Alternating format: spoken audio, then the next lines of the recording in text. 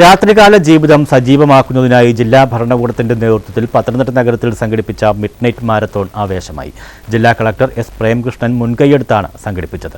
700-ലധികം ആളുകൾ നഗരവീഥികളിൽ ഓടാനിറങ്ങി. രാത്രി 10:30 ജില്ലാ collector night drive flag off ചെയ്തു.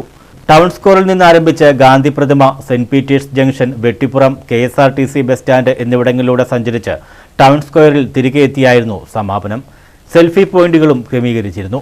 സ്ത്രീകൾ, പുരുഷന്മാർ, സർക്കാർ ഉദ്യോഗസ്ഥർ, വിവിധ സേനകളിലെ അംഗങ്ങൾ, മുതിർന്ന പൗരന്മാർ, വിദ്യാർത്ഥികൾ, സമ്മിശ്രം എന്നിങ്ങനെ 7 വിഭാഗങ്ങളിൽ ടീമുകളായി തിരിച്ചായിരുന്നു പങ്കാളിത്തം ഉറപ്പാക്കിയത്.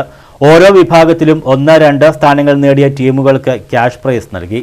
പങ്കെടുത്ത എല്ലാവർക്കും ജേഴ്സിയും മെഡലും ലഘുഭക്ഷണവും നൽകി. സൂബ ഡാൻസും കലാപരിപാടികളും അരങ്ങേറി. First of its kind midnight marathon നമ്മളിവിടെ സംഘടിപ്പിക്കുകയാണ്. പത്തനംതിട്ടയിൽ ആദ്യമായിട്ടാണ് നമ്മൾ സംഘടിപ്പിക്കുന്നത്.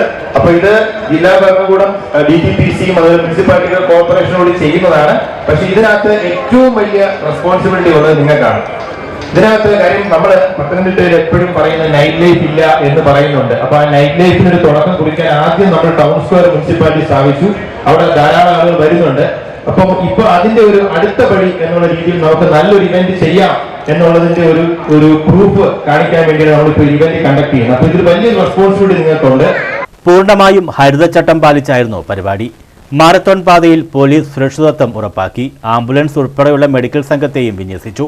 ജില്ലാ കളക്ടറോടൊപ്പം ജില്ലാ പോലീസ് മേധാവി VG Vinod Kumar, sub collector Sumit Kumar Thakur, ഉദ്യോഗസ്ഥർ, വിദ്യാർത്ഥികൾ, പൊതുജനങ്ങൾ എന്നിവരും അണിചേർന്നു. News bureau, Pathanamthitta.